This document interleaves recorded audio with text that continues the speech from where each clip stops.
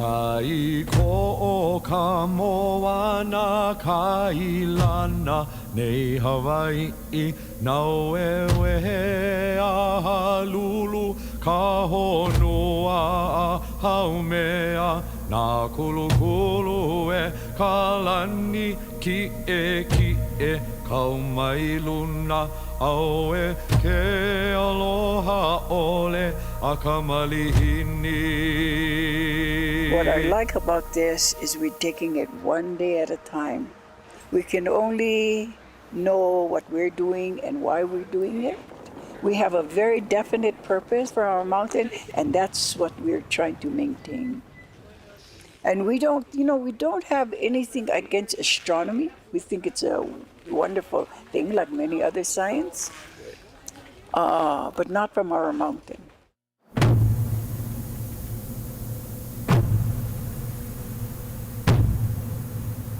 Mauna Kea is our temple of aloha. The mountain is vast, but it also has a critical limit. Well, my hope is that TMT will go away, and this will be the mountain we know.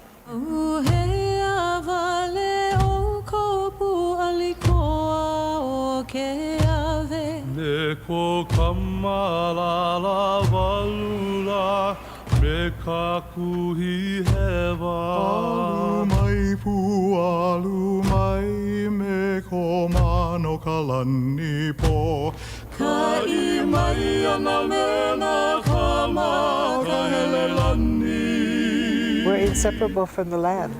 It's part of our DNA. It's in our blood.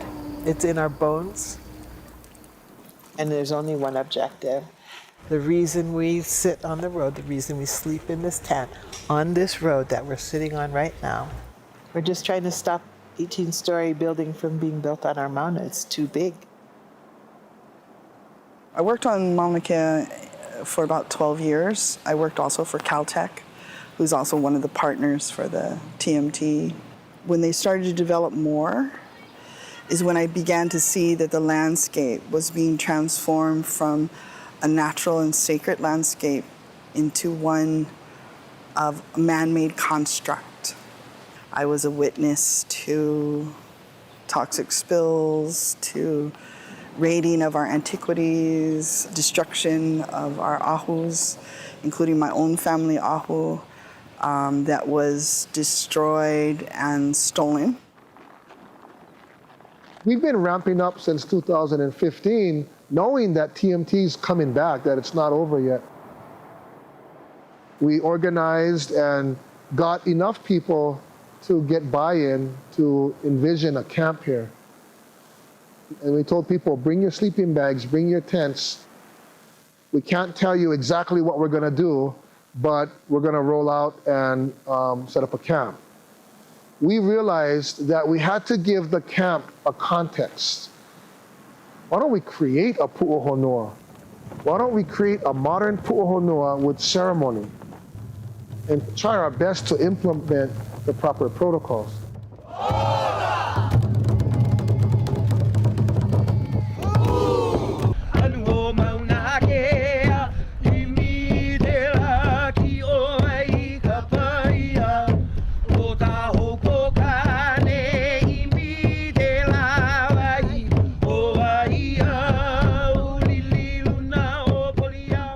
We say up here, kapo aloha, all the time, every time, on the mauna, and everywhere you go. Kapo aloha is a very simple concept. Sacred mountain, sacred conduct, period. It's about everyone bringing their best of themselves and sharing with each other. And when that occurs, then you end up with love and respect. We wanted to create a safe space, a refuge, a sanctuary for our kia'i as we engage in resistance against the TMT. So we gotta give speeches, music, live music, teach-ins, direct action training, hands-on sign making. exactly what's happening. Because we put on the idea of the kapu aloha, there is a really nice camaraderie between all of us, and we suspect that this is the way our villages were many years ago.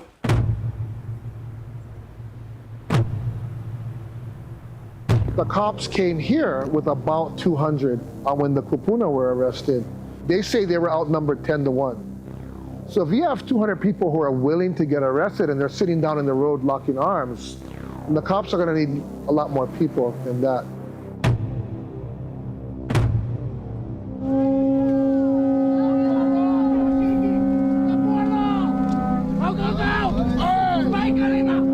When we get arrested, we encourage everyone to not cooperate.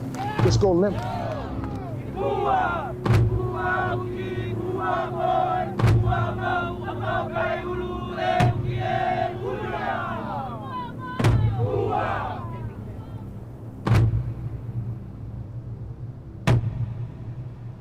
They chose to put themselves on the line to protect Mauna Kea and to protect us, the younger generations who they didn't want us getting arrested. Felt like it was their job. Stand for the Mauna now. Don't leave the Mauna. We as Kanaka are at a time in our history that we either wake up, act, and do whatever is necessary. Because if we don't, we will be erased. To survive as real people here, to survive as human beings, not as zombies of part of what we were, but to survive as the best Kanaka that we can be today. Spaces and places like Mauna Kea have to be defended and have to be that portal in many ways so we can return really to our true nature.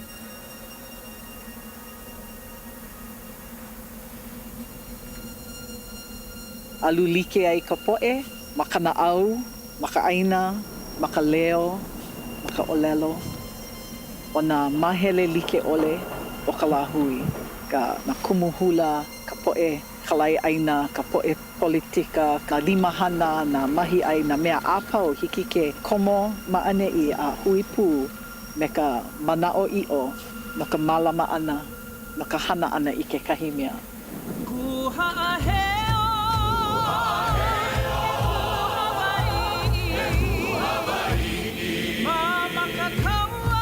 We are committed to protecting Mauna Kea, and as committed as the young people are, and as radical as we may seem at some times, go sit down in that kupuna tent and have a 5-10 minute conversation with them. They're the real radicals. They're the ones who are really committed.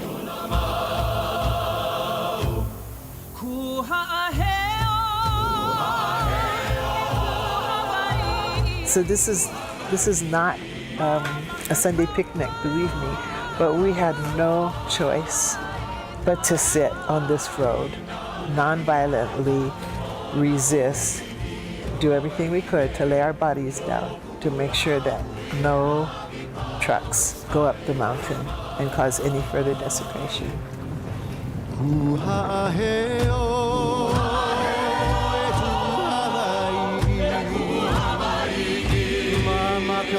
We're the indigenous people of this land, and we feel responsible for this land.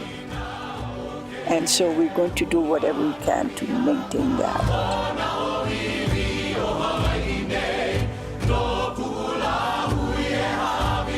When the mountain calls show up. And that's what we have to remember, because Papa, Earth Mother, is resonating, and she resonates right here in your heart. No ku'ula hui e ha'awi pau ai o lama.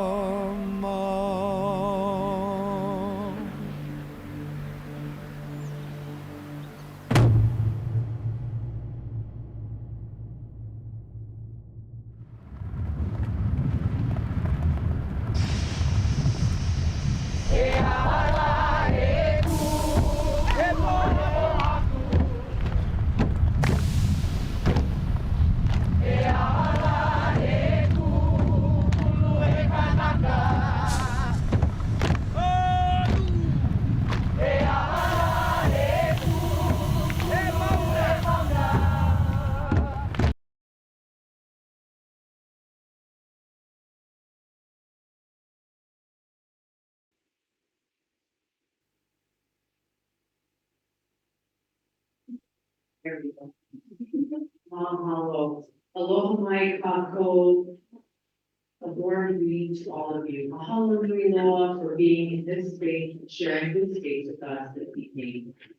We're so grateful that you came to join us to discuss, I think, a very important topic on intergenerational transition of trauma and healing to art.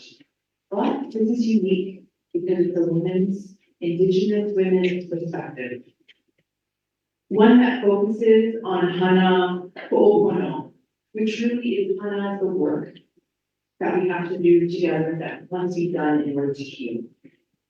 And we'll get a chance to talk about that in a moment. But first, it is really with profound aloha that I greet you all today by acknowledging Hawaii as an Indigenous place stewarded by Kanaka Maui, which are the Native Hawaiians. And we honor this valley that we are all in today of Manoa in the Ahupua'a, or the land division of Waikiki, and the generations of Kanaka Maui who stewarded and cultivated this land in the past, along with the persistent work by Indigenous Hawaiians today to sustain culture, language, land, and community. My name is Suzanne Meleanna Meyer, the president of the East-West Center. And the East-West Center that was established by Congress in 1960 to promote relations and understanding among people and nations of the United States, Asia, and the Pacific through cooperative study, research, and dialogue. And it is really my honor to moderate tonight's dialogue. What you just heard when you walked in, the first was an oldie by Meleanna Meyer. And Oli is an Indigenous, I felt I need to explain to all of our visitors here that an Oli is an Indigenous Hawaiian chant that is a traditional form of expression to welcome, acknowledge our ancestors, tell a story, our genealogy, and it really is an essential part of our Hawaiian culture. And then you heard a poem, and you experienced the reflection of a voice of a Native Hawaiian voice. And unfortunately, she could not be here tonight. That story told about Ka'olelo, the language, by a poet. Her name is Brandy Nalani McDougall, that I'll share with her. She could not be here tonight. She's with us in spirit. And then we concluded with a film that you viewed that was co-created by Meleanna Meyer on Mauna Kea. Sacred content, sacred conduct. Art as a form of healing from trauma. And tonight, we have the distinct privilege to hear more from these amazing Native Hawaiian women who will provide their perspectives. I call them mana wahine, powerful women. And how blessed we are to hear from these mana wahine who teach, heal, and advocate for Native Hawaiian people. These women share their individual perspectives from a Native Hawaiian worldview. You got to hear this week from various worldviews, and I'm so thrilled that you can hear from a Native Hawaiian view. As well as they will share that global connection for many of you coming from around the world on how this can connect on healing and trauma that no doubt resonate with Indigenous communities around the world. So before we begin our dialogue tonight, if you could allow me to introduce Mana Wahine. First, we have my far to my left here is Nidulani Trask from the Office of Hawaiian Affairs Trustee, and she serves as a trustee from Hawaii Island. She is a lawyer and well-known Native Hawaiian rights activist that has served the Hawaiian community for decades, and that's an understatement as well. Somebody who is from this land, I know and heard her, and it's such an honor to see her in person. Those of you who are from this place, you will know her well, so it's very much an honor. So for more than 30 years, she served as an executive director of the Gibson Foundation, a nonprofit organization dedicated to assisting Native Hawaiians to attain home ownership. She has an extensive background relating to the overthrow of the Hawaiian monarchy, the creation of the post-monarchy Hawaiian Trust, including the state's public land trust, the Hawaiian Homeland Trust, the Admissions Act, and the trust obligations of both the state of Hawaii and the United States to Hawaii. So all lines.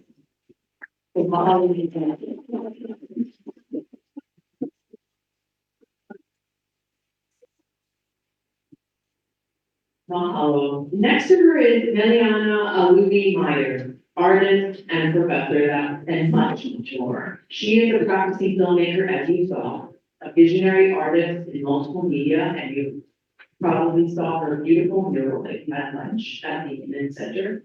A community arts advocate for all work creative in multiple forms. As a community activist, her creativity was supported at a very early age of 5.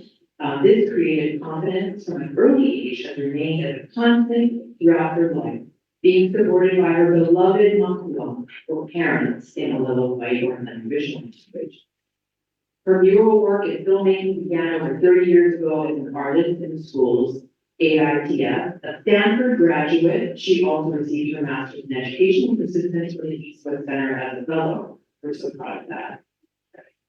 She is also a Asia Pacific American Women's Leaders Initiative and Salisbury Fellow, and a member of the wonderful, dedicated Ohana ideators, educators, and amazing contributors to a range of community efforts on the way to being American.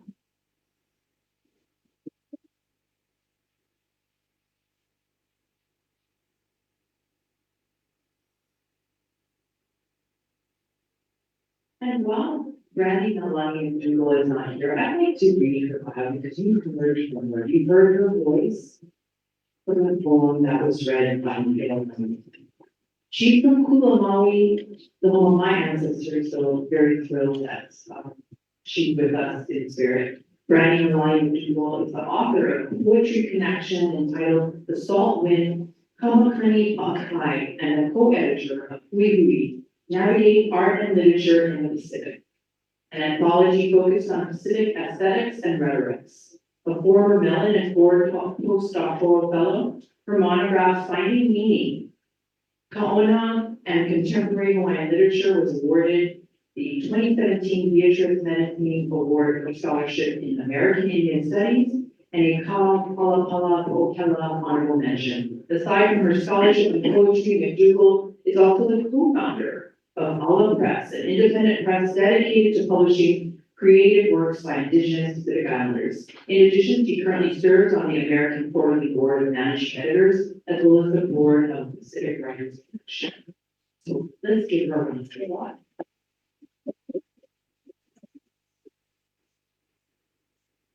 And our fourth panelist is Meleanna Meyer, PhD candidate, English Department, University of Hawaii at Manoa.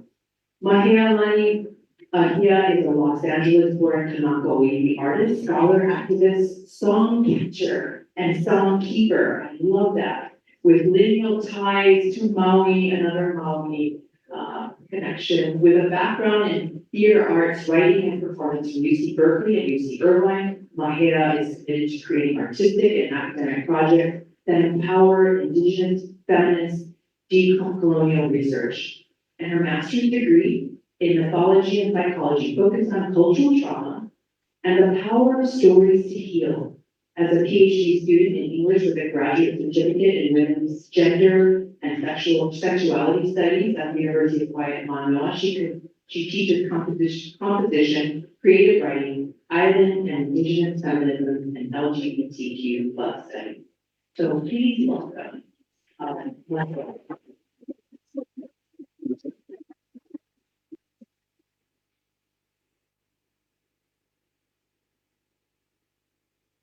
So hallelujah again, and I wanted to just kind of quickly outline, if I may, that we wanted to start off allowing our panelists to share a little bit about what you saw and about the topic of intergenerational transmission of trauma and healing through art from an Indigenous worldview.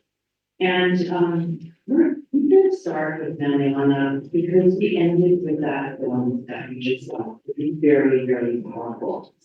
And then we will move to Meleanna, and then of course Meyer, and follow up with some free-flowing discussion, and then invite you to join us with that discussion, comments and conversation and questions. So with that, I'd like to Meleanna, you could share with us an amazing, powerful film, the installment of that mural. You have so much to share with us, and I'm so thrilled that you'll start us off a little bit of sharing your education topic. Mahalo, Kakoapau. Privileged to be here. Thank you, Susie, very much. And your dear friend, Meleanna and Louis years. She and my cousin practiced law together, so I've known her for 40 years, most of my life. And my just learning and meeting her recently, so it's a privilege to be here with everybody. I wanted to share that this piece and a lot of the work I do is what I consider offering, an offering, whether it's a piece around the capital that is a lei of aloha, a lei hokipa that will welcome our delegates and people from all over Oceania. It's an opportunity to transform energy from something that is audiphonal or derelict or just not deeply considered to something that is enlivened and transformed. Whether it's that plumeria lei with the help of extraordinary people like Solomon Enos and Jasper Wong and the 50 or 60 people who came to paint and offer their energy. You're all invited to Saturday, by the way, from 10 to 2 because we're almost finished. Or with this film as an offering, it was done for the Kiai, the protectors on the mountain, because they don't have time to take a moment to reflect and put something together. And you need to know that community work is extraordinary because it is just that, it is community. So you have to know that filmmakers do not share their film, their raw footage. I was up on the mountain a half a dozen times, and then I said to the film community that I am part of, I asked you for certain clips, this is what we need, and not one of them said no. So that includes about 6 different crews. And you have to know that is what community looks like. When they don't ask how much, when they don't ask for anything else but offer their work as well. So that's what happened also with the sleigh around the Capitol. We've transformed that. This is also a transformative piece for me, the film, because it does for me, as a Hawaiian, it heals. It heals not only people who I've offered this work with, Tom Coffin and my gut, it also acts as a medicine. So in terms of healing historical and cultural trauma, as an artist, as a practicing artist, this is what we do. This is the best of who we are. And I can say with great certainty and humility that without community, you cannot be a community artist, okay? You just can't. You can pretend, but we are trained, Western trained to do it all on our own, to be solitary, to be singletons, it's all about the me. But in community, if you can't be part of the we, part of the wellness, then you can beat the I or the illness. And I don't want to make anyone feel badly who has to do their work on their own. But I can tell you, I've unlearned a lot of things that I had to learn when I was at university. And that is part of healing for me from the trauma of trying to fit into a system that did not serve me well. And possibly some of you understand what I'm talking about. When a system is toxic, when a system is competitive to the point of cutting people down and not uplifting, we have a problem.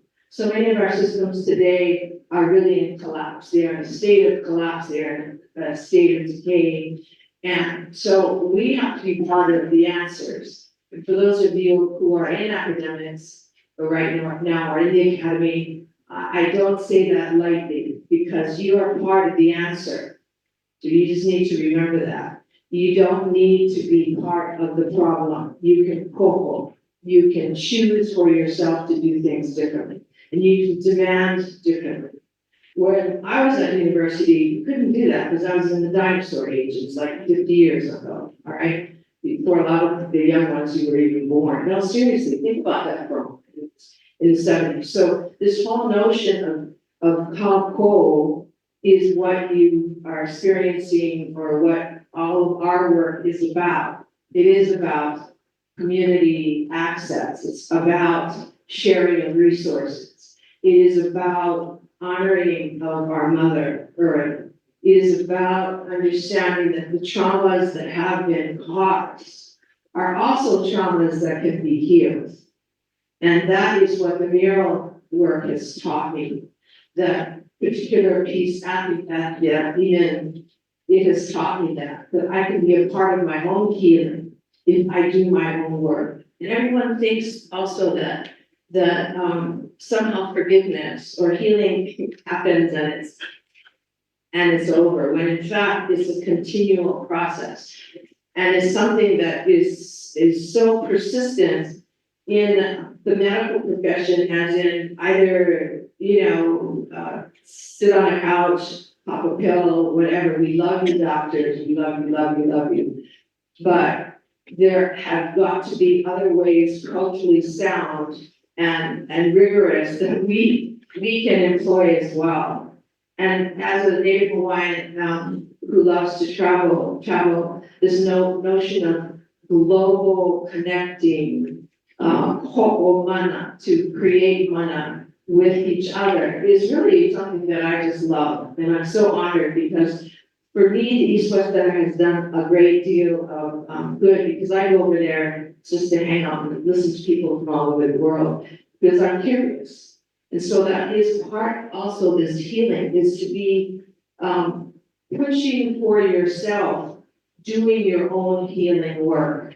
Everyone said, well, we're gonna heal those people, or we're gonna heal those people, when in fact it's the work of ho'opono, the activation of justice for your self-understanding and awareness, that is really important. And I notice I'm not saying ho'opono, because that is a familial practice that takes a lifetime, which I know personally, because Auntie Lynette left all of our families, 5 of them, in ho'opono for about 30 years. And then finally, actually, Craver did actually, and finally, with all the work that we have been doing, different ones of us, we were finally able to break that impasse. And let me tell you something, none of it's easy. I can be smiling up here and very happy to say, this has happened, this good has happened, this is bad. But on a bad day, you wouldn't want to run into me either. So I just want to let you know that the work continues and it humbles me every day. And it's not something in terms of forgiveness or healing that is a one-off, right? It's the rest of our life, it's our practice for all of us. So in that context of art, I've been told that from beloved friends that art, the work that I get privileged to do, is medicine. And I believe that, because I wouldn't be here without the privilege of doing art. Whether it's singing, whether it's dancing, I happen to be a visual artist. All of this is deeply healing for me. And, we all have amazing traumas to contend with and spend our lives working through. I was 26, widowed with 2 young kids. Let me tell you, that doesn't qualify me for a bit of trauma. I don't know what does. So just know that, the work we do for each other is really profound, because it is kako, it is the we that I invite you all to be a part of in a deep, intentional, conscientious way. And as I lay down with my thoughts about this Hanaho'opono, I want you to know that in the Hawaiian worldview, Auntie Pua was so great. When I went up there, John Sawyer said, why didn't you come up? I said, well, and so the next day I show up at 4 o'clock in the morning, and he turns around and goes, you're here. I said, you invited me. So the great part about culture is that each of us come from places where we have protocols, where we have offerings, where we have ways of being in the world that are very different. And Foucault talks about it as ikimakawalu, and that is multiple insights, 8 insights, and it's something that I believe in practice. So in terms of where we're going tonight, what I want you to understand particularly is that I, in my art, feel that I've been privileged to be a part of the we, to be a part of teams of filmmakers, of people who do mural work, to actually create a better world and to heal others. And it really is a profound gratitude that I offer in the work I do, because I don't think I would be here. I don't think that would have been my choice, but because I actually feel very deeply the connection to place, to my community, to my family, to my children, to my grandchildren, of which I have 4. It allows me to do the work that I do every day.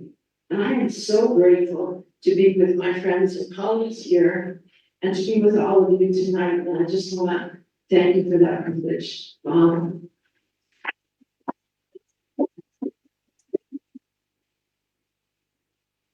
Meleanna, that was beautiful, and thank you. I just picked up a few things that resonated with me very strongly. I think thinking about is that art as offering, art as healing, art as medicine, art delivered as a community, and that's.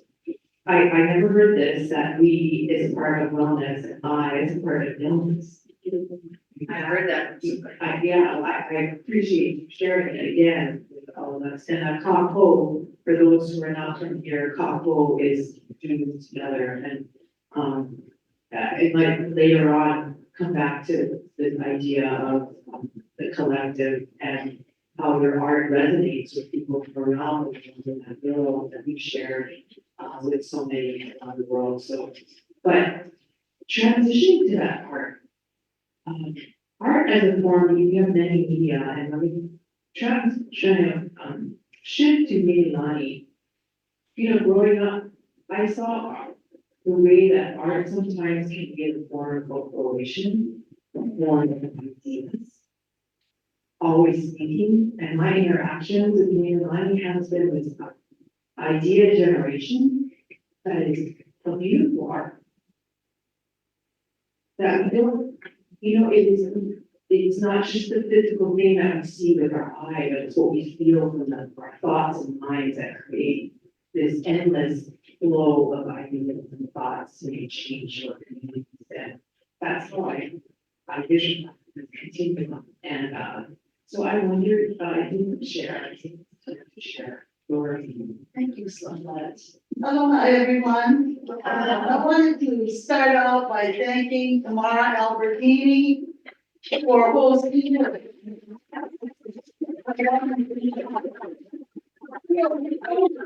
Months ago, you gave the invitation that, and I just looked at the topic and I was just so busy. I've just been so busy. And when you're 73, you cannot perform like you could when you were younger. But I reflected upon the topic. I talked with others. I saw who was on the panel. And I did the unthinkable by picking up the phone, calling the state office and saying, I'm not gonna be able to make it. Because there's something that's much more important. And I need to go there, not as a trustee, but as a client and participate in this. We are all troubled in some way or another by trauma. When I was 73 years ago, I was greatly honored to be designated a kupuna from the Spirit Aligned Leadership Program. It is a program that has been online for several years. It brings a kupuna, an older woman, 70 or older, to work with a younger one so that they can mentor each other. But during that year, the kupunas are required themselves to take training in areas where we should have knowledge, but probably do not. So there are 8 or 9 of us, all over 70, and we agreed to do this. And that is how I learned about something that just shocked me. I've lived my whole life as an advocate, an attorney. When it came out, I went to work at the family court.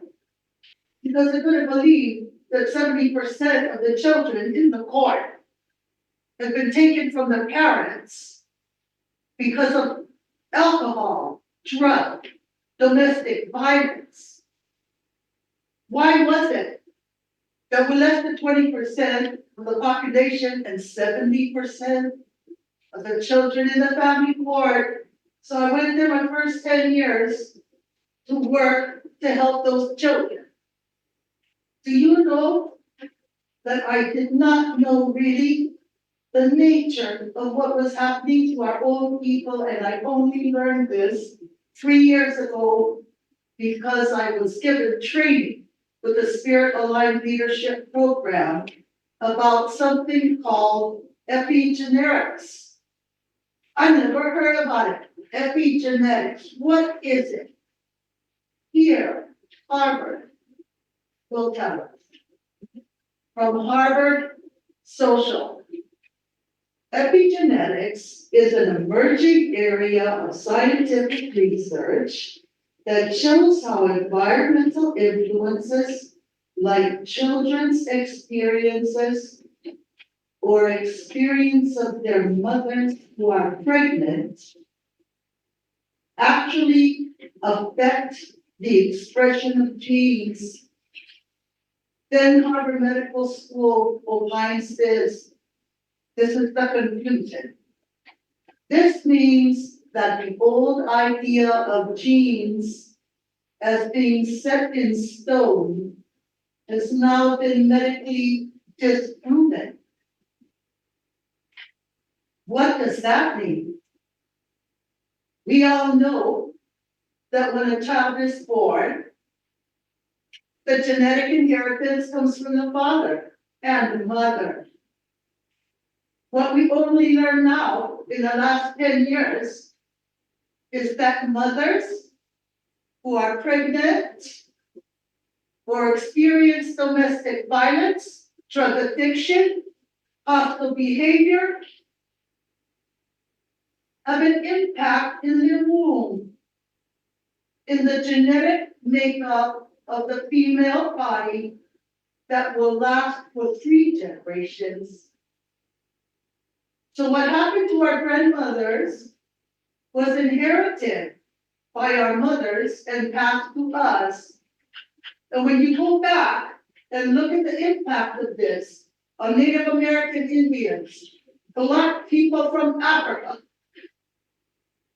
if the great-grandmother was taken in slavery and passed it to her daughter, who lived as a slave, and then to the granddaughter, we know that the experience of the grandmother and mother living as slaves would also be captured in the womb.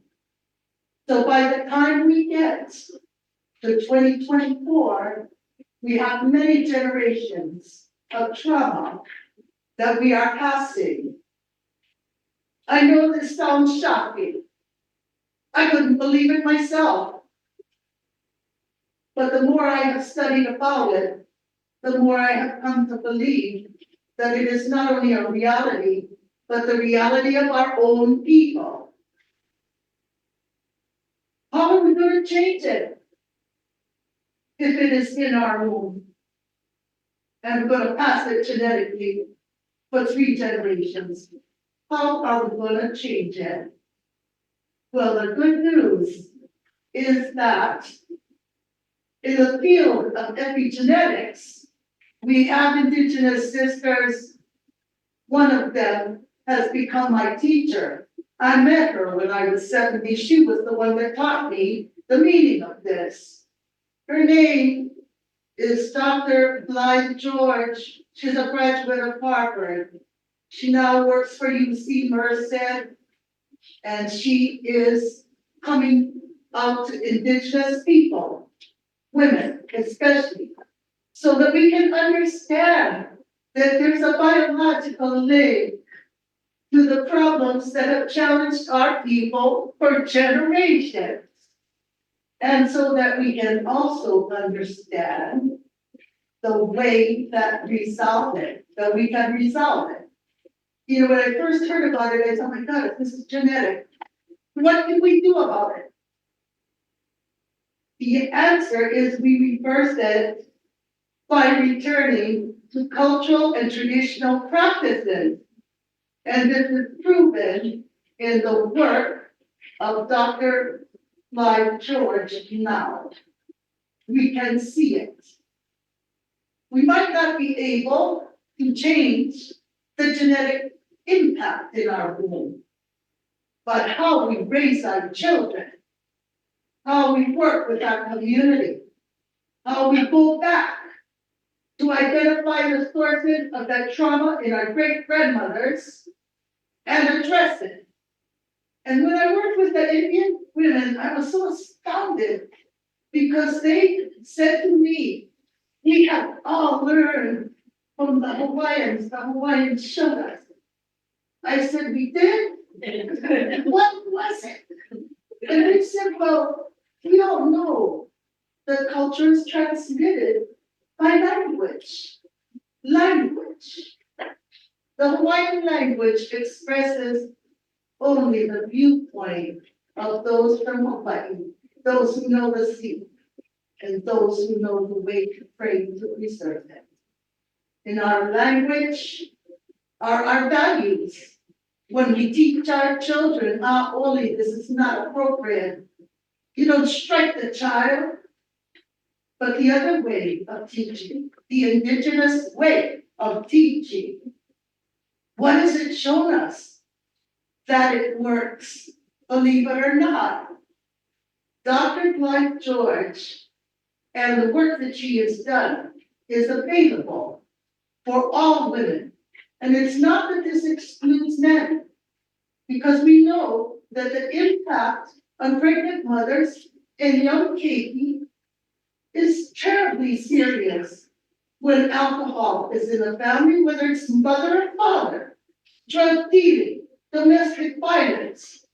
But this is passed through the womb of the mother. How do we address it? By going back to our traditional language. When the Indian Kupuna told me this, they said, you know, we all heard what happened in Hawaii.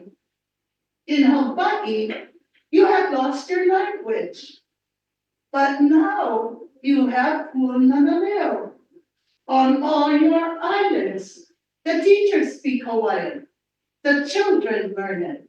And with it, the prayers that we said in Hawaiian, the medicines we harvested from our land, the medicinals that healed us.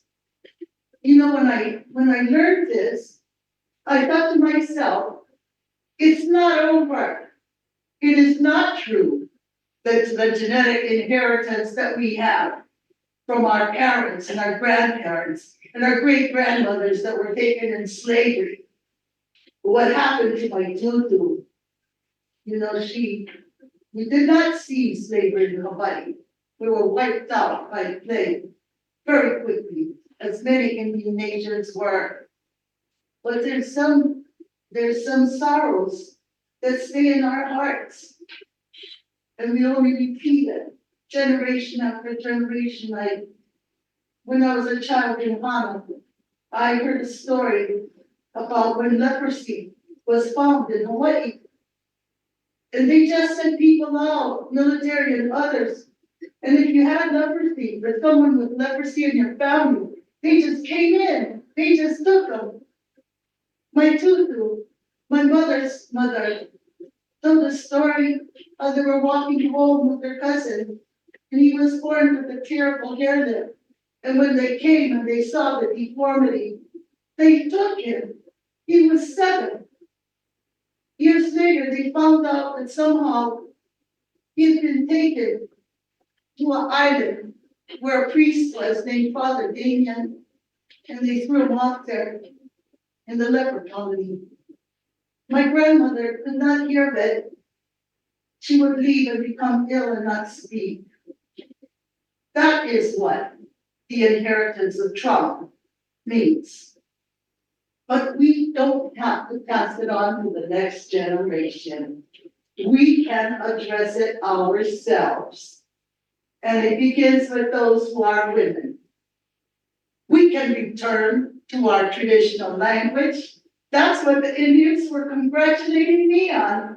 And I told them, I spent years fighting in the legislature to get the law passed, but only my youngest sister, Keonama, speaks Hawaiian and is a Hawaiian language teacher.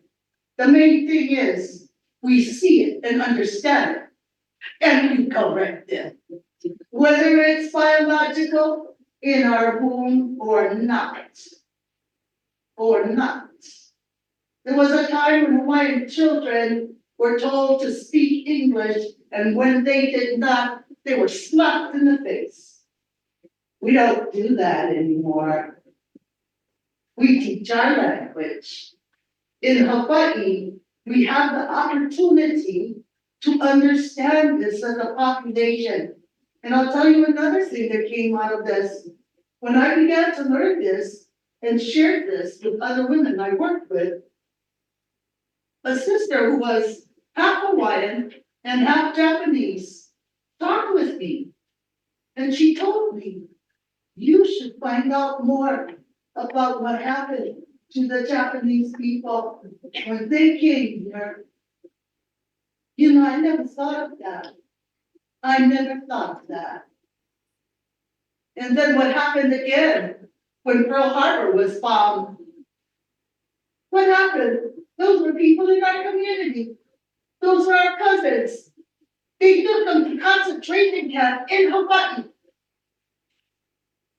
Do we understand that trauma as a community now? That's part of our history, and we need to remember it because our resilience shows us the very fact that we can overcome it. Yes, there's epigenetics. Right now, there's Indian and Hawaiian sisters who are doctors who are addressing it with our people. I'm not the doctor in the family. I'm the attorney. But little Meleanna is a doctor. She graduated from Stanford, went to medical school, came right back to Edo. We can make changes if we inform ourselves, and it's not too late. Epigenetics is a term that's hard to speak, but if you remember the name, Blythe George, her work is there. And I'm gonna work with tomorrow because I'm gonna try to, I talked to OHA, I told them about the materials and everything. You know what they told me? This has nothing to do with your work at OHA. They don't even want me to put this on my webpage at the office. I'm gonna fight them until I get it out.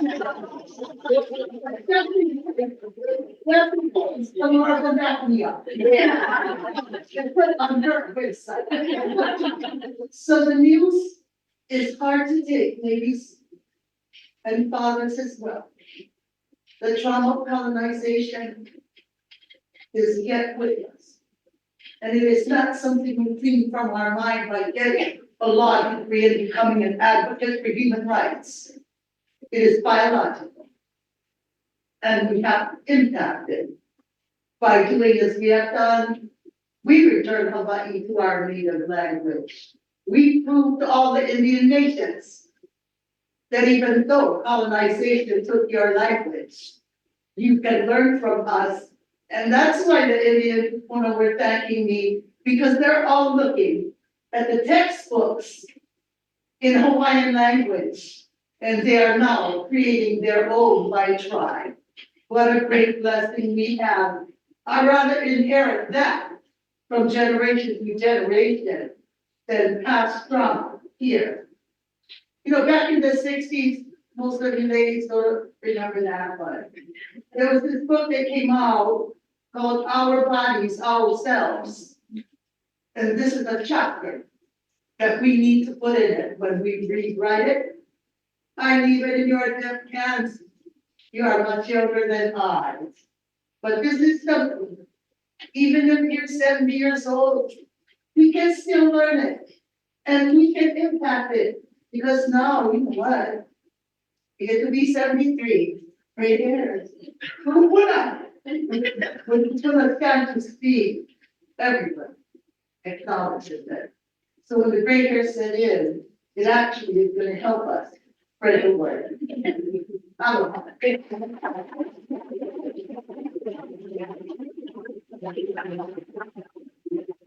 Not knowing we Kupuna, and we were listening. You know, when you talk about, something that also, Meleanna touched on, that it's a continuous process. We have to acknowledge, and we have to discover this epigenetics. I mean, that is fantastic, I think, for many in the audience here.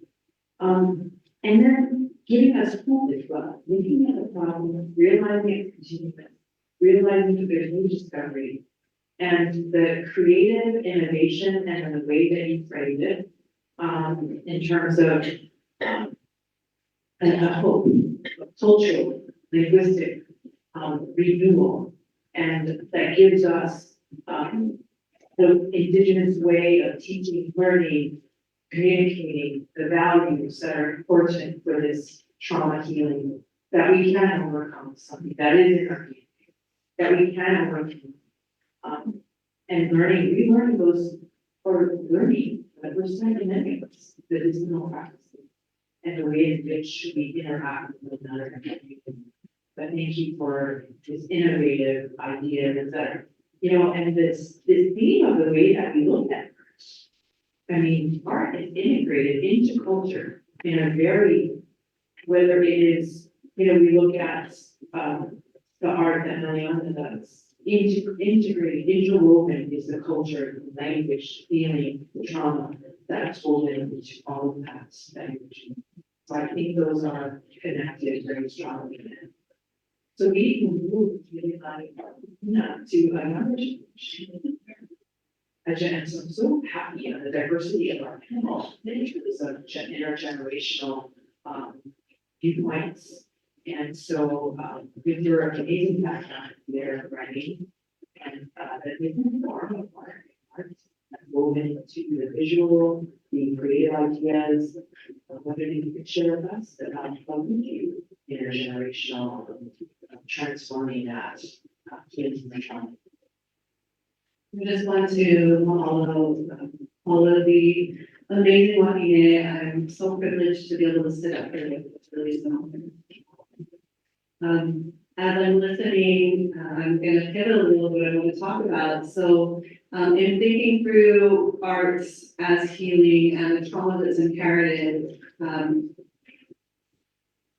going to pull out one of my favorite metaphors that are great 20th century scholar Meleanna Meyer, and she talks about the mo'o spine, the lizard spine, as a form of mo'oku'aha of genealogy, and each set of vertebrae are like a constellation of a generation. And so as you were talking about what we inherited, I wanted to also remember that as much as I've inherited my great grandmother who sat with Queen Lili'u on Oakley on the weekends. We know that Jenny Wilson was with her during the week, and my tutu Omi Meleanna Ahia was with her on the weekends, and I know that I've inherited a lot of her eha. I carry her into my body. And I do believe that our physical bodies, our embodiment, carries that with us. And so for me, movement and sound, the movement of energy through sound have been my traditional healing practice that I take up. So Oli is probably the central facet. I do it multiple times a day, and I don't think that I would have survived all the traumas I had without it. And there are many. I am a bereaved mother of a beautiful daughter, Tina Anamele, who is always with me, my shoulder, a little baby girl. I'm a cancer survivor of eye cancer and a disability from Cushing's disease, which is a form of body pituitary tumor that causes an over amount of cortisol. So for about 4 years, my body was in a state of fight or flight, continuously biologically said. They took 2 rounds of brain surgery to remove. So I'm very well acquainted with learning how to pull out the resources that we have within ourselves. And our kupuna's words are the ones that I call on regularly. And so mo'olelo, or stories, are what I also use. So we talked about olelo, our language, and the mo'o, the lizard spine. When we say mo'olelo, it's that inheritance of these stories that carry us through, that carry our culture, but they carry our resilience practices. They carry that knowledge of what people did, what my children did in order to get through all of the dispossession of their lands, the dispossession of their bodies and their body autonomy. And so one of my favorite short stories that's related to here in this area, I'll share. In Mo'iliili, which is just down the way, there's a great story of Mo'iliili, who was this massive lizard woman. And when you probably are more familiar with the Pele Kikiaka Pele story. When Pele's younger sister, Kikiaka, came around, she had this lightning skirt. And when she saw the mole, they were definitely rival families, she took her lightning skirt and sliced and severed the mole into 1,000 bits and strewn all the body parts around what we eat, and that's how we got the name. And if we stopped at the end of the story there, we would have said, oh my goodness, you know, this mole was just strewn about and left to rot, but that's not where the story ends. Each little severed piece of the mole became its own mole. And now we have 1,000 of them. And mole are the water protectors. And the water is, you know, that natural flow that keeps us alive. Our bodies are mostly water. So I like to think when I'm chanting, I'm invigorating all of those little pieces, all of those cells, and they're all coming back to life again. And one of the prayers that I do regularly for healing, it's called A'ayun Morning, and I'm going to share it with you not as a presentation or a performance. So please don't think of it, oh, she's singing a song. Really sit and feel it in your body and let it help to heal us. I offer this song to my kumusina Meleanna. I offer this song to my sister, Meleanna, to my daughter, Meleanna, to my tutu, Meleanna Meyer. I offer it to all of my kupuna who stand at my back constantly. I am never alone. I'm never alone. And this chant was taught to me by Mukupomai and Powell, and I had the great good fortune to be studying Olelo and studying some of the healing books, and discovered that this chant itself is actually part of my own Mukupuaha. So ever since then, it really sits with me.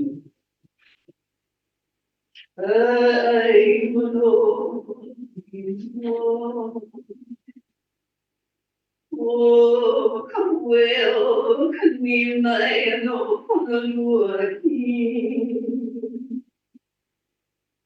Ina kamali ile na onda eko ekira.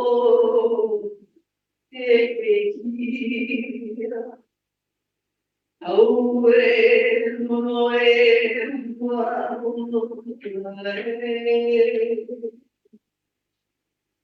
and it ends with Ola, which is life.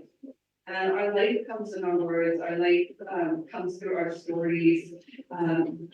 I offer that to my sister. My sister and I have just come off of a 10-day long theater retreat right over here at Kennedy Center, and we wrote a short 10-minute play called Fighting Like Mad, and it takes up a lot of the issues and dramatizes them so that we can look and name the harm that's happened, name that dispossession of our land, name the tragedy of the Lahaina fires where my Ohana is from. And in this particular short play, it's a story of life and death. There is a kupuna who has a child who is stillborn, and because of all of the grief and dispossession of her land, she is put into an insane asylum over here in Kaneohe. And And she longs to be connected with her Mo'oku, her descendants. And at the same time, there are two cousins who are more like sisters in Lahaina who are living in the hotels, who've been in hotels for weeks and weeks, and they are trying to figure out how they lost their Kuleana lands in the first place. How did we get dispossessed of our Aina, and how are we supposed to get through the tragedy of the Lahaina fires? And she's high, and the story ends with her giving birth by her cousin, who is a Palekeki, which is a topical story that the midwives of Hawaii right now, there's a law against them practicing if they don't go through the traditional Western medical system. And so part of the story is about reminding us that all of these different practices are what give us life. And if we can use art to make awareness and to let people really feel the emotions of what it's like to have loss and then to have birth, and that, I guess, is really the gift of healing through creativity.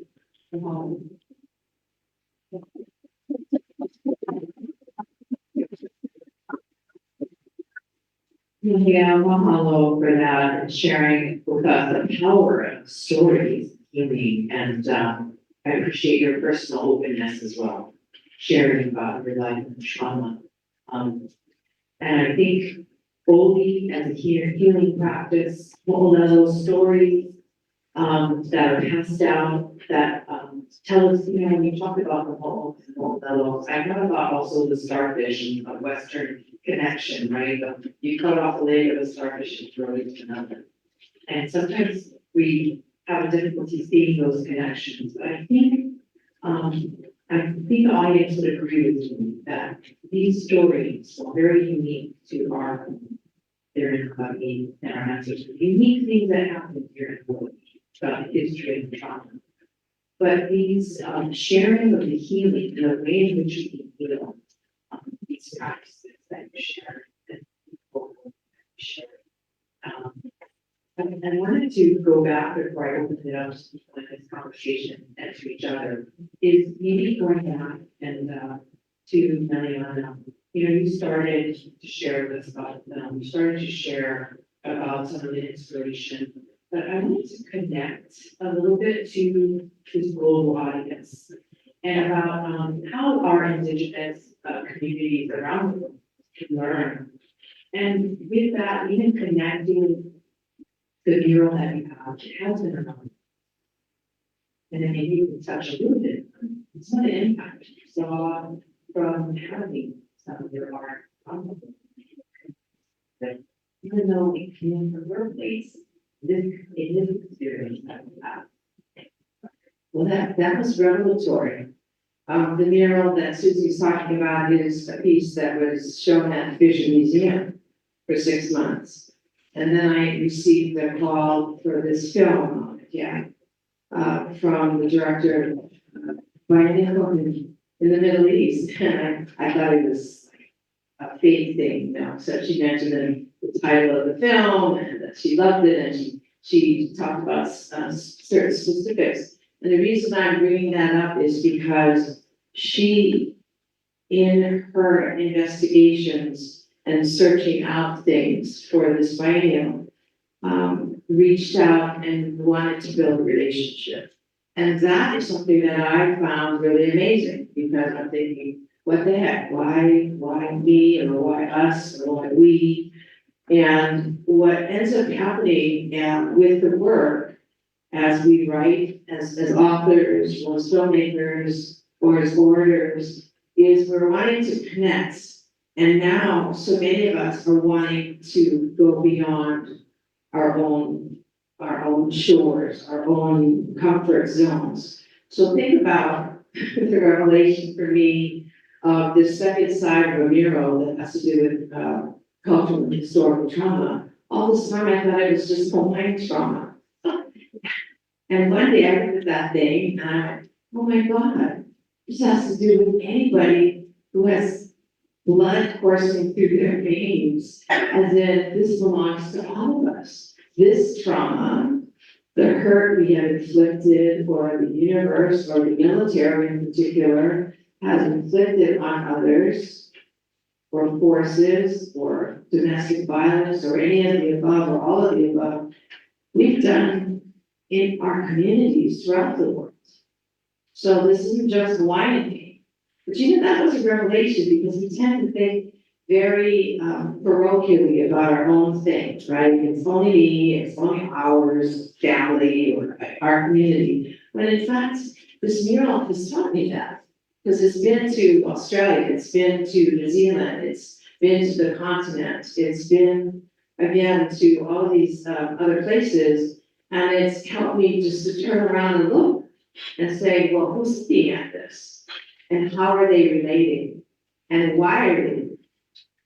And for me to realize it's not just Hawaii. So it's kind of a profound revelation if you think about it. Because what it's telling all of us is our work is relevant, our work is relational, our work offers to each other inroads to better understand our own pain. And for that reason, it's become this tool of healing, not only for me, but for others. And I'm opening this beautiful note from a colleague at lunch today. And she says, thank you for sharing the story and value of this mural. I pray for healing of trauma in and around Hawaiian culture. Your prayers are my prayers too. And I just, that is what I will sleep on tonight. Your prayers are my prayers too. And I think, Susie, in terms of our work as advocates, as artists and creatives, that's something that we can challenge each other to. That may our work, may our writings, may our speech be prayers for each other. Because that is how we can look to each other for answers that we may not be able to come up with ourselves. And I really believe that community work offers that. And others in other communities, like our Native American sisters and brothers as well. So thank you for the question. It was a good question. Thank you. Thank you so much for that. Revelations, you provided us with revelations, art as healing, art that's relevant, relational, inroads to understanding. And of course, your prayers are all prayers. I think that is something that we all can keep us for tonight and forever. So, Minilani, I wonder if you have experience with law, the UN, rule of law, the experiences of Indigenous communities around the world and your knowledge. I mean, you have a lot. A lot of knowledge, a lot of it in the spirit of the people. I wonder if you could just share with us, with the audience, about some of the work that you're doing and how it resonates with Indigenous communities around the world, or just some of your experiences that are pretty unique. I think that one thing, and perhaps it's because we are born and raised in an island, that we have a very different world view. But when you go to travel, you see the vast diversity. But I'll tell you, when I initially, what really got me into this, looking at this transmission of trauma, was when I came out of law school. And I went to a lecture by one of the judges who talked about what was happening with children in the court system. And I just thought to myself, what can we do as a community? I really, really support what you're saying, because this is not anything that individuals can address. But this knowledge that I recently gained showed me how the women who carry the life form forward have a special role to play. And when I reflected upon it and looked at the panel, how do we do this? Regaining our language traditionally brings back to us the culture, the vision, and the knowledge that only Hawaiian language can express in a Hawaiian way. But when I took a look at what was happening here, We can avail ourselves of many of the forms of communication. Art is one of them. Music is another one. These things we're now beginning to look at them and see the healing that comes about through it. I think that naturally we sense it when you listen to music that is calming or that brings memories to you, that give you a feeling of security. So it is not just awakening to language, but all things around us. And that is why I feel so strongly about messages sent to when I first went to the UN, I was surprised that all over the place were art things.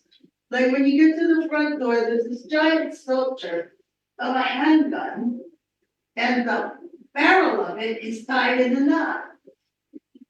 And when I saw some of the artwork there, I just thought, okay, it's not Pacific art, it's not, I haven't really figure it out.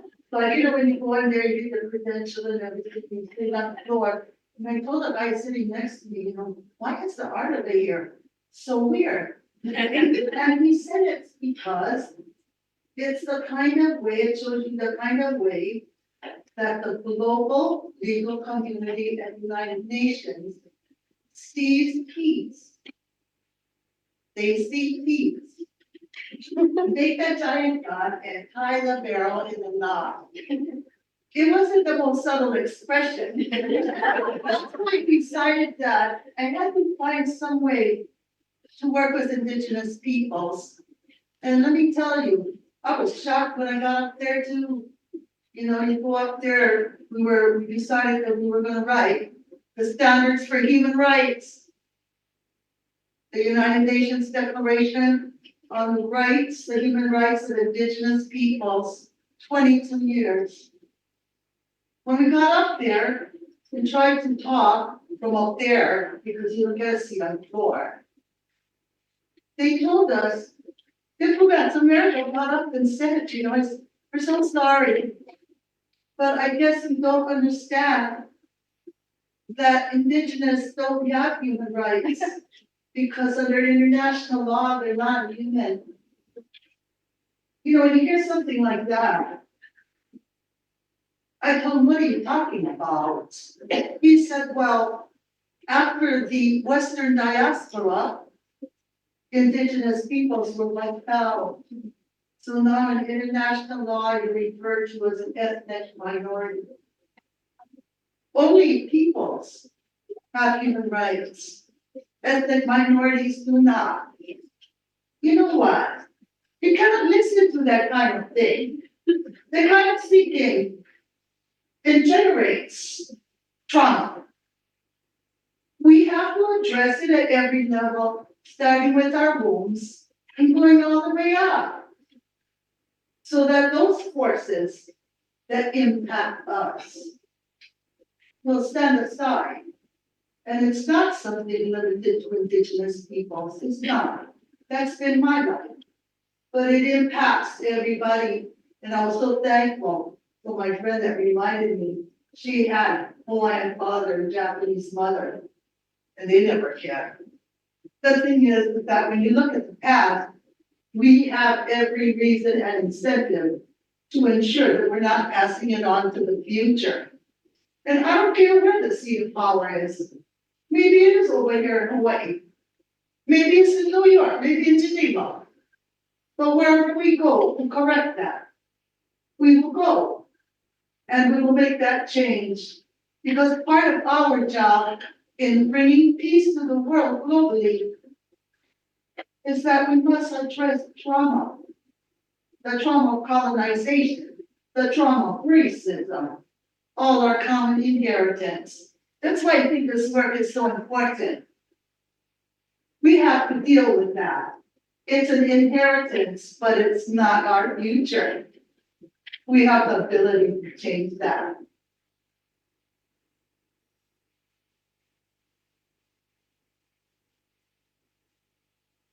Money. Thank you for that, and thank you for your work on this energy rights from Indigenous people. That is amazing. That deserves a round of applause.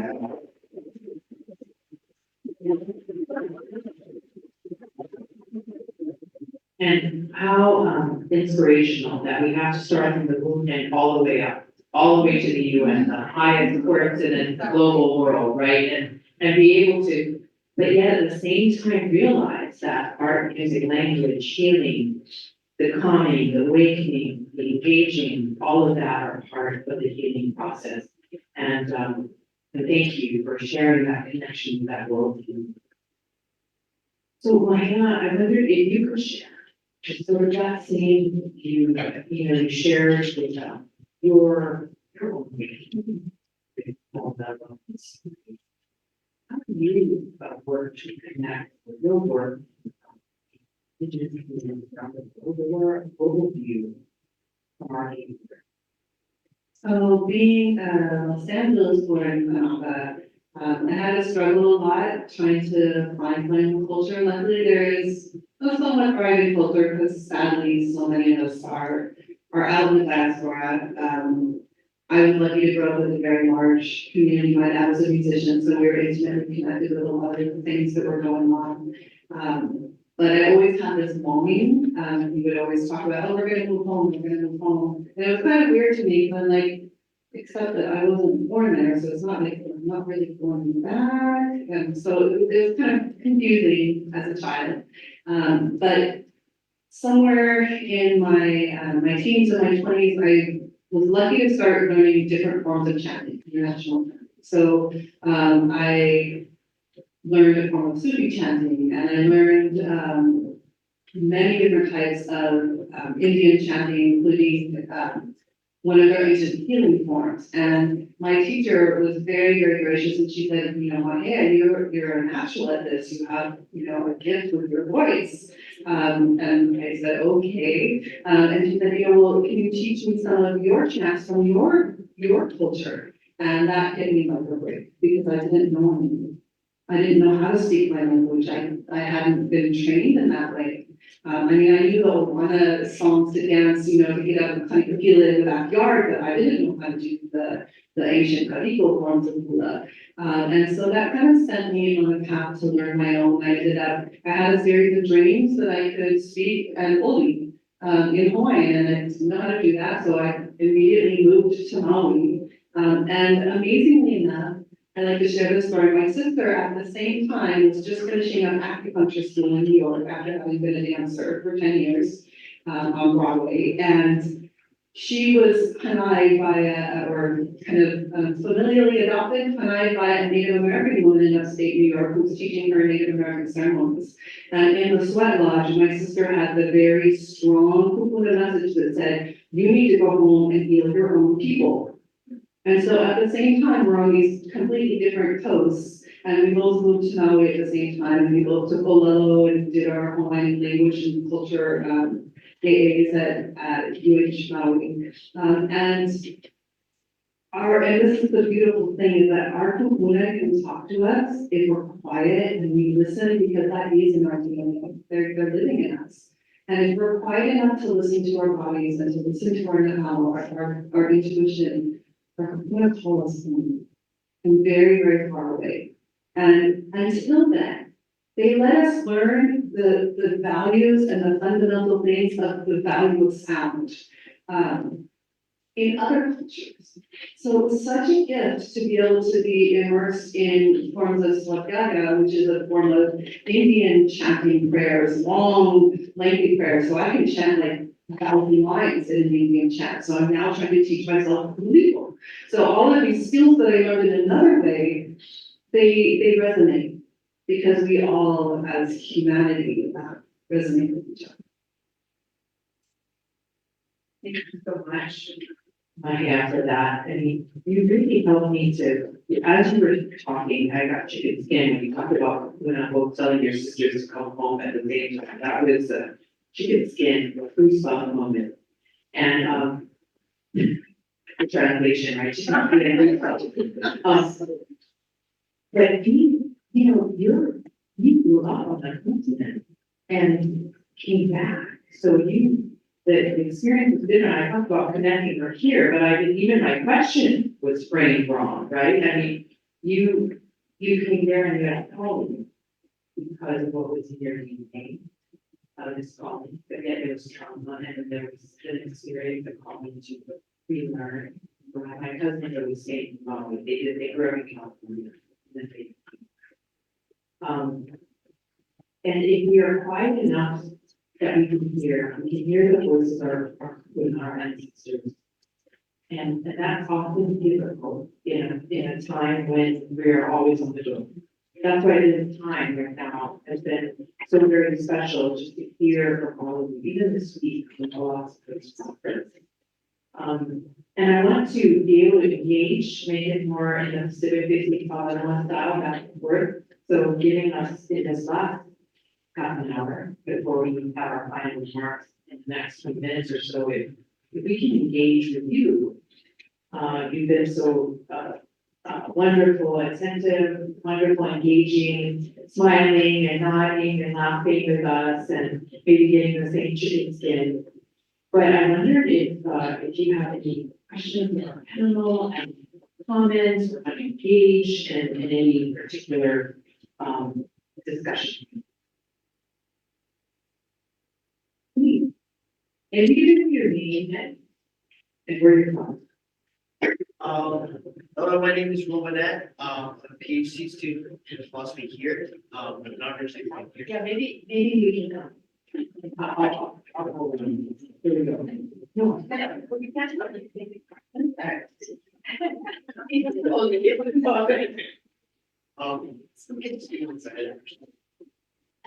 Hello, my name is Romanette. I'm a PhD student here. Thank you. I'm not originally from here. I'm from Townsend. Thank you so much for this talk. I think it's very important, and I'm very glad that we're able to have such a central position. Important Hawaiian figures in this philosophy conference. I think this is an important move to happen, and I'm so grateful and so thankful that you guys are able to come here and give us this talk. I had two questions. One on art, and one on the position of Hawaii. The one on art was. You talked about art is medicine, and it really resonates with me. One of the concerns I had with medicine, though, is sometimes maybe you go too far. There's a possibility that art itself can cause trauma, and then how would we handle that, or how do we deal with that, make sure that doesn't happen, especially when we're dealing with such heavy topics. And then the second question was, does Hawaii have a unique position? You were talking about Native Americans in North America and how they were coming, talking to you about Hawaii. And does Hawaii have a unique position in this moment for the world indigenous communities as a kind of leadership role? So I wanted your thoughts on that. Thank you. Gosh, those are great questions. Thank you very much. I feel great Meleanna responsibility with the work that is done. So the work at the center right now is a double-sided mural, right? So it really isn't a mural, it's an installation. And I have spent the last 4 or 5 years studying Ho'oponopono, the practice of healing intergenerational and trauma experiences familially. But I do not have that expertise. So I'm really glad you brought that up, because I'm very conscientious of that part of opening and closing trauma. So when this mural has gone places, it's really difficult in another cultural context like Arab communities, because I don't speak the language, there's nothing. So I realized that on an intellectual level, like with all of you philosophers, if you just stay there, which I looked at you all, this morning, and I went, okay, fine, you're gonna be there, but I'm gonna take you to another place. But then typically you're gonna stay here, and maybe that's all you're gonna get, is this intellectual understanding, which is a really good place to be, because you're not gonna get into your now, your guts, your feeling, your heart, to be re-triggered, hopefully. So I'm actually really, really conscious of that. And I'm still trying to work that out. I have done a lot of writing, and I will send to Tamara a site that will give you other materials that you can read them. But that is actually a really, really important thing for me that I haven't worked totally out yet.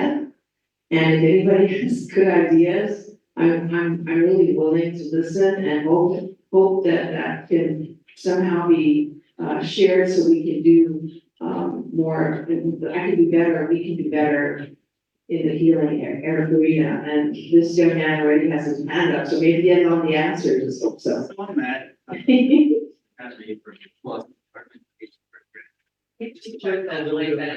Check your mic because we can't hear you.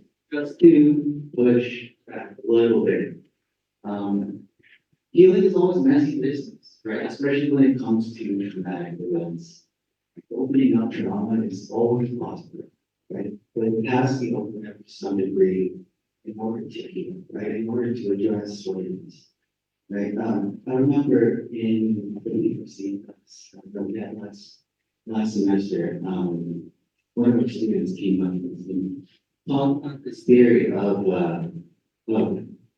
therapy, right? What does therapy actually do? And he was reading this book about this guy that said all forms of therapy, all they are, is reliving the traumatic event, but then having a different result.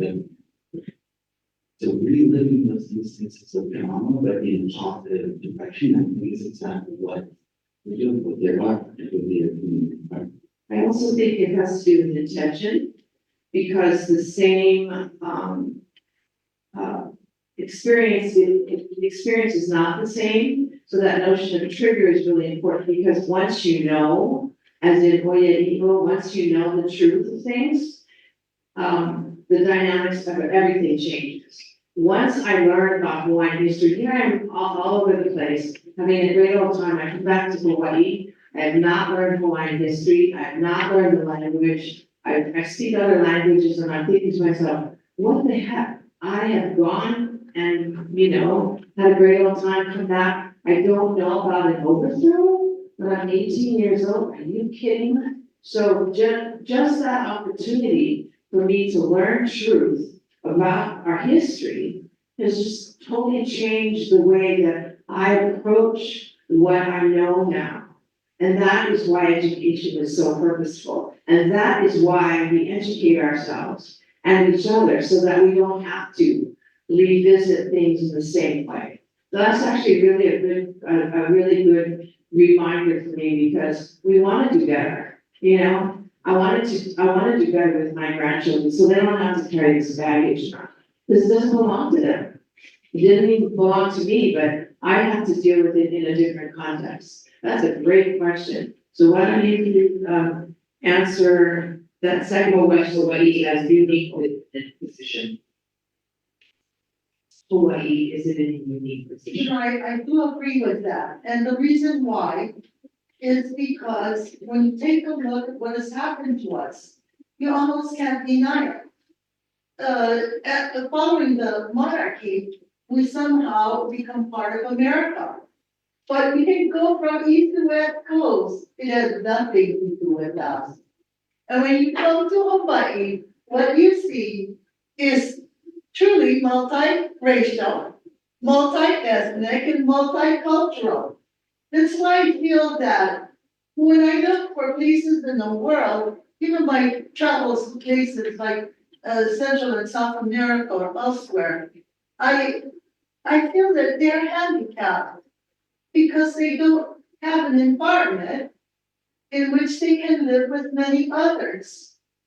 And that is really a very fortunate part of our history. I think that distinguishes us from others, because if you're living, when I go out to see the Indian sisters in places like South Dakota, I'm just walking there with dark skin and hair like this. You better be on the res by 6 o'clock. You don't want to go other places. But these are things that we don't experience as Hawaiians here. And I think that others don't too. And that's why I was so thankful and recall the story about my friend who was Japanese. You know, on the previous question, how can we get to it? If you're an Indigenous person, and if you have not yet identified your Indigenous roots because of colonization taking your great grandmother, the thing is, we are capable now in 2024.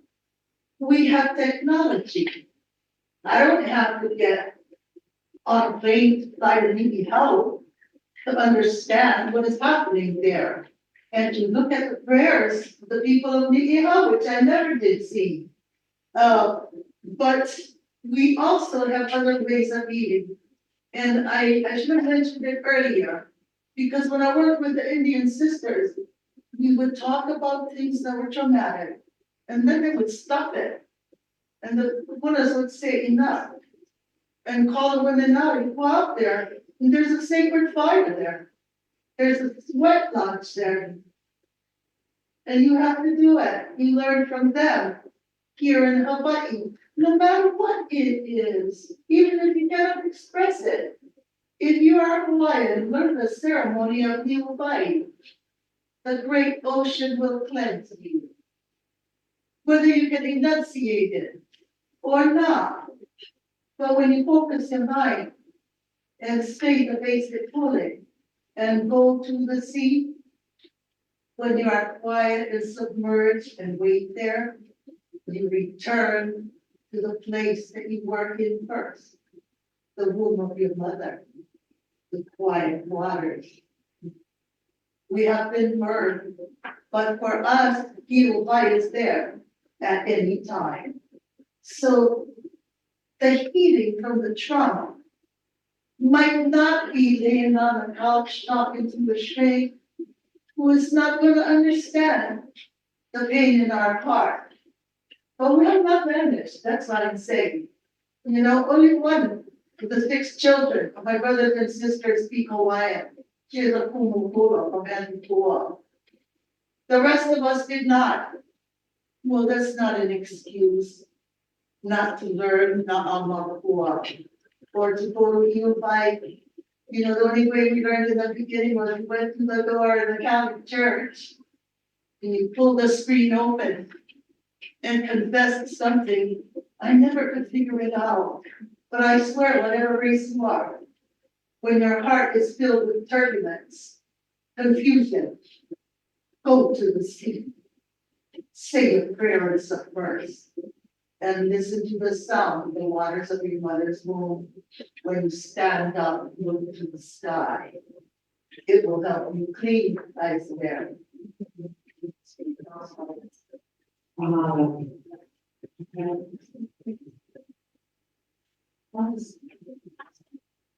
I'll just add a little bit about containers for trauma. So teaching creative writing, one of the things we do is we teach breathing exercises, we teach meditations, we teach ways to move it, and we intentionally remind ourselves that this actually isn't therapy, that this is transformation. It's about liberation. And when you have a different intention and mindset about where you're trying to get to, so our word for sovereignty, liberation is Ea. And Ea is the breath, the rising of our people, the autonomy, the self-definition. And when you think of it that way, it's a different kind of a container, and your body itself is that vessel, right? So when you're breathing deeply and you take control of that, then you can breathe through the trauma that may come up, because you don't want to ever shy away from it. It's only going through it. But the other key is kilina, relationality. Kili is to stick. It's those bonds that we have. And so we don't keep things alone. Like I said earlier, I'm never alone. My people are always around me. But also I try and do it in community. We do it as a class. We do it as sisters. We do it as a Mohana. It's really that relationality that holds us together and that can hold us up. For all of those wonderful responses. Do we have any more? Oh, I'm sorry I missed you guys. Oh, I'm sorry. No, it's on. No, now, okay. Aloha, my name is Celia Barble Jones. I teach at UH in the philosophy department. This is fantastic to see an Indigenous panel, Indigenous women's panel at a philosophy conference, might I add. And so I want to say kudos to Tamara for organizing it.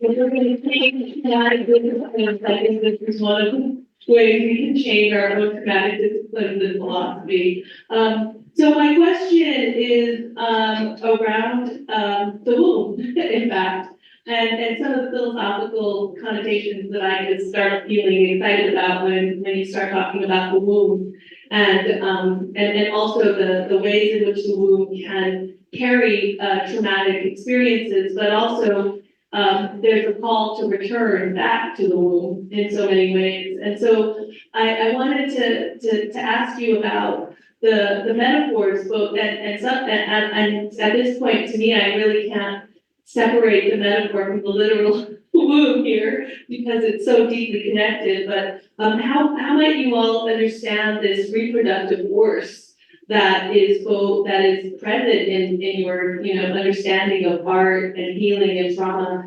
and what that reproductive potentiality, that reproductive limitations or authority of the reproductive capacities say about one's experience, one's human condition in this world, and also our responses to pain and suffering that we experience. So there's lots to say about the metaphor of the womb here, both literal and metaphorical. But I just wanted to, because that image just keeps coming up.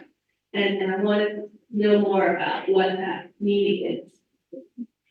I'm going to turn this over to Meleanna because honestly, I know. Actually, I just want to say that this is rather remarkable to hear and actually kind of digest tonight because I haven't quite gone there before. Because there's been so many other places and things that I'm going to light, I'm going to energy, but all of a sudden I'm going to a womb. So I have to say that it's important for me because I need to ruminate. I'm one of those that you give me an idea and it'll take me a couple of years to chew on it, to draw with it, to sleep and dream on it, because I too get the privilege of and honor of receiving dreams, receiving images. And people say, for real? I go, yeah. I didn't make these 4 paintings back there. They weren't, they're not images that were created by me. I just didn't give it them. And it hasn't happened a lot, but I'm convinced that that energy is primal. So when you talk about womb, it is as if energies from us never die or never are dissipated. That's the way I expressed that to my 5-year-old who said, what happened to daddy? So I have to express that his energy never has left because I'm looking at you, young man. And that was so profound for me. So when I think about womb, my dear, I'm gonna have to ruminate about that, but maybe sister over here can share a little bit more because it's gonna take me a while to process that. So that's yours, girl. The question? Yeah, so to even give it more, I don't know if this is gonna help in understanding my question, but in Western philosophy, Plato wrote a dialogue called the Timaeus. And the Timaeus, in my view, has been understood as like the Western version of the creation story that isn't based in like a religious doctrine, but just philosophers trying to think about where the world came from. And ultimately they come up with this, Timaeus is the astronomer of the group here, and he says, I don't know how to talk about the birth of the cosmos, but there's this thing called Cora, and the Cora seems to be this idea of it, and it's kind of translated in this way from the Greek. It's the wet nurse of all becoming, you know? And so in Western philosophy, right, in the Timaeus, we have this thing called Cora, that's the wet nurse of all becoming. And so when you talk about the womb in this way, it just seems, and with art and creation and potentiality, it just seems like it is the wet nurse of all becoming, both literally, metaphorically, physically. So I just as a kind of comparative context to this idea of womb. Good, that's your question, girl. No, I feel like it's a great statement, but I'm not sure you asked me a question, in terms of a Hawaiian response. Yeah, or what does what does the womb and its reproductive capacities mean in both the the state of human condition, our state of human condition, and how it I think it died, and how it how it kind of manifests or at least expresses a a response to trauma, a response to pain and suffering in this world, right? What does the capacity, this reproductive capacity, do for us in that kind of thing, in the Hawaiian context? Only recently, really, have I thought about it. And the reason why is because I'm not a mother. Neither my sister Hamanike. When we were young, I went to college. When we looked at my mother and my aunties and all that, we had 6 children in the family. My tutu had 9. Not all of them lived. Fathers went to war, they never came home.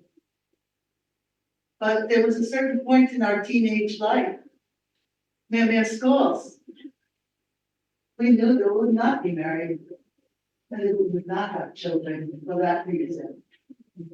My younger sister, my older ones, my brothers, yes. But when we came out, we just said no. And that was the case. On the healing point, if you are a person who has a cultural background, I don't care what it is, if you're not Hawaiian, if you're Japanese, or you're Chinese, look to your bloodlines. Maybe you weren't raised in China, but for goodness sakes, you know it's there. It's part of you. It's like, I don't really speak Hawaiian, but the basic Hawaiian prayers, I know. And because I'm Chinese, also, the largest population in Hawaii is Chinese. It's Hawaiian Chinese. We got the numbers. But if you're Chinese, then why would you not look for healing in a way that would be culturally appropriate? When I first went to school, it wasn't for law, it was for philosophy and religion. But at a certain point in time, I had to drop everything Hawaiian and go to what? My Chinese roots. And met a friend here I hadn't seen for a while. But, I wear my Hawaiian on the right arm. On the left arm, I wear my silver Buddha. And I have another name when I complete my studies with Venerable Taisitu Rinpoche. He did the cutting of the hair ceremony. So I was given another name. It's just part of what I think we should do. I mean, I'm not pure blood Hawaiian. When it comes to healing from trauma, we have many options if we have many bloodlines. And we should avail ourselves of it. One of the things that I think, about how we try to work it out for ourselves and what the womb means. I think that to the extent you are Indigenous, find it. There is some teaching in every Indigenous culture, find it. And if you lost your Indigenous roots, or you're not, don't consider yourself an Indigenous person, there's still no excuse for not looking around and finding a point in your life that is sacred. If you're gonna if you're going to do that. But I feel that healing is not only something that we can do, like the womb, the earth itself, the sea is the womb. For a lot of people who are lost, they go to the church. It is true for Christian and Buddhist, but you don't need to have that. You have an option, you can always go to the sea. You might not be Hawaiian, but just try it. Just try to calm your heart and mind. And you'll find when you stand up and look, you will look with a clearer eye and a heart that's less burdened. And if you learn that there's healing ways that might be Buddhist or Tibetan, why wouldn't we pursue it? I feel that perspective in part comes to me because of Hawaii. I wasn't raised in South Dakota, thank goodness. But we have many, you know what I'm saying? You haven't gone to a Japanese temple here. Whether you're Japanese or not, you know what I'm saying? Every temple on my island I've gone to, not just Catholic Church. I mean, we have Mother Teresa's medal. You work with her. She didn't stay in the church. She went out and worked people who were dying. Being Catholic was secondary to her whole life, So I just feel like when we look at trauma and the way it's been presented here, we shouldn't limit ourselves for any reason. That's why I wanted to, let you know that there's still a Hawaiian ceremony that works. I don't care what it is. Go on a beautiful day and immerse yourself in its healing. And remember the time that first you were in those waters. And call for help. You know what I'm saying? God help. Like this. That's what this is about. This is about trauma. Someone is doing it. I don't know why, but mahalo feels why. Mahalo. Good morning, as Kupuna, and what you have left us with is a lot of wisdom. And I think it's perfect. And Tamara, thank you so much. I know we had another question. We're at 9. I don't know what your timing is. We're okay. You're okay? Okay. We do have one. Yeah, I do. We'll take the time. Okay. I'm thinking delay. So thank you so much. This is quite a privilege for me to be here to listen to your words and stories and the product of all of the trauma and healing that you have cultivated for yourselves and your communities. One thing that's really struck me through the course of the discussion is the relationality of both the trauma and the healing. And also this sort of impetus to correct oneself and bring one's best self to the community and then do good from that nexus of being right with yourself first. My question is kind of maybe a call for help. As I understand a little bit of Hawaiian trauma has a lot to do with an erasure and a amnesia of the actual trauma or a deliberate effort to put on such a show as to not tell that story. And so I find that being a survivor of a couple sorts of trauma, that part of the issue is actually coming to terms with the trauma itself in your own mind, but then also getting that reciprocal account from others. But because otherwise you might feel crazy, like, did this really happen? Am I the only one that, sees reality this way, let alone am I actually seeing reality correctly? And so I think it has been my experience that having acknowledgement from the others, others in two senses, not just ones that can relate to you because they've gone through a similar traumatic experience as victims, but also the others who perpetrated the trauma or who also relate to those in similar kind. as super perpetuated the trauma. It seems that an acknowledgement from the other side might be helpful or conducive to one's own inner healing. And in that way, I can see this trauma being quite relational and dependent upon the community and the others. But that's kind of an ideal situation.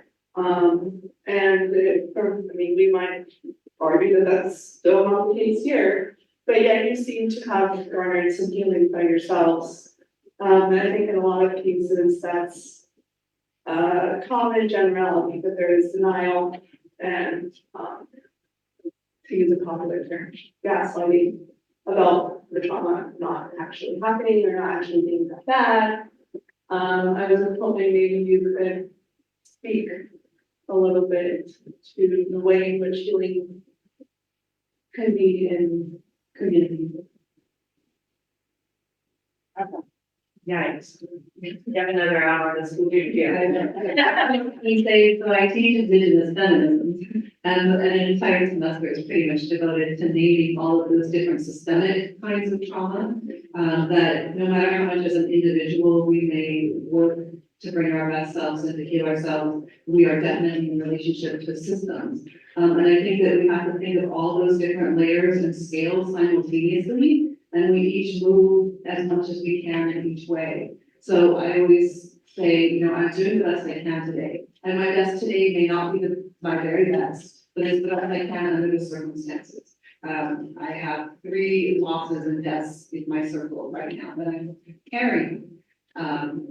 And I might not be at my very best tonight, but I try and bring my whole heart with me, and I bring my vulnerability, and I give permission for other people to bring that too, so that together, always together, we can move forward in some way and carry that with each other. Always mindful that there are, things that I cannot control at this moment, but I can keep pushing against them, and I can keep reminding people. I can remind my own university that this is Native Hawaiian land, and that my own ohana, the Bethlehem Ahias had a whole bunch of land back here in Manoa that was no longer ours.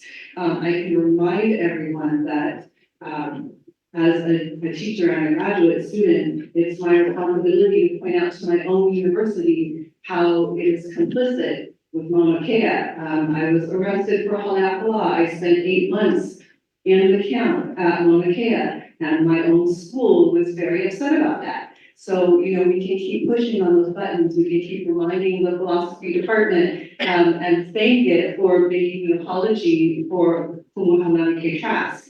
But we can keep remembering that things haven't completely changed yet. So until we have lots of Hawaiian history and lots of Hawaiian philosophers graduating with PhDs, until that moment, then we keep reminding everyone and we keep healing together and learning from each other.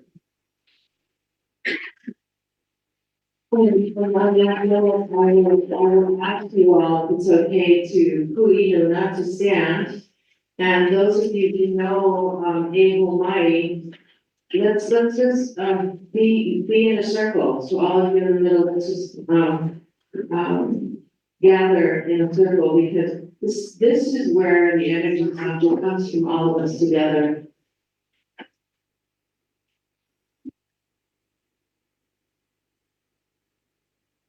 We can do this. We can way back in the way. Yeah, let's go way back in there.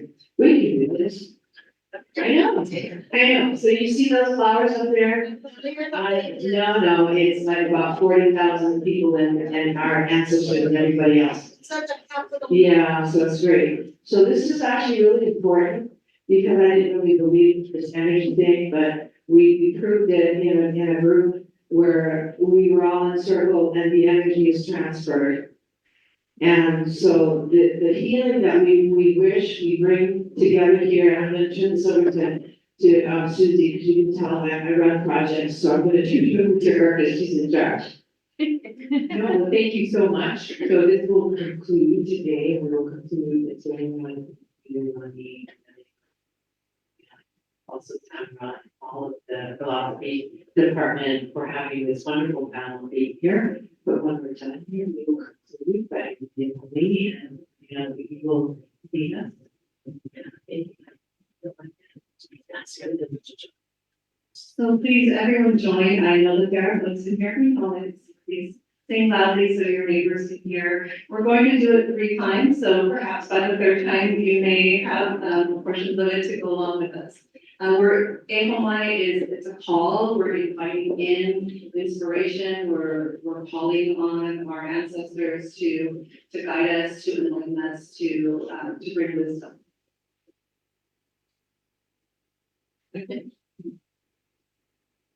And each time we'll get a little and we will modulate that.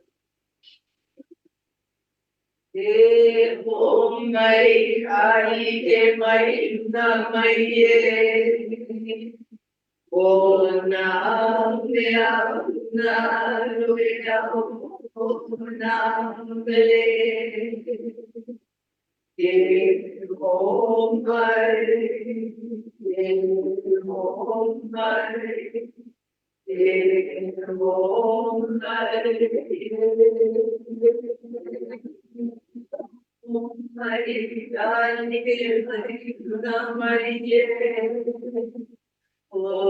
na mea na luea o na mele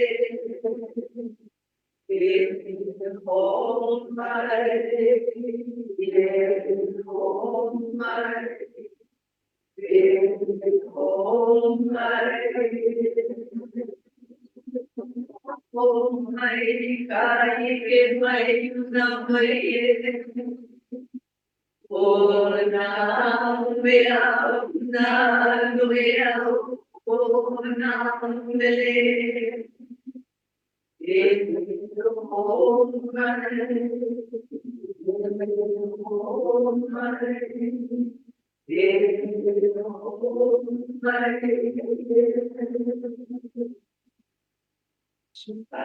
And we are no.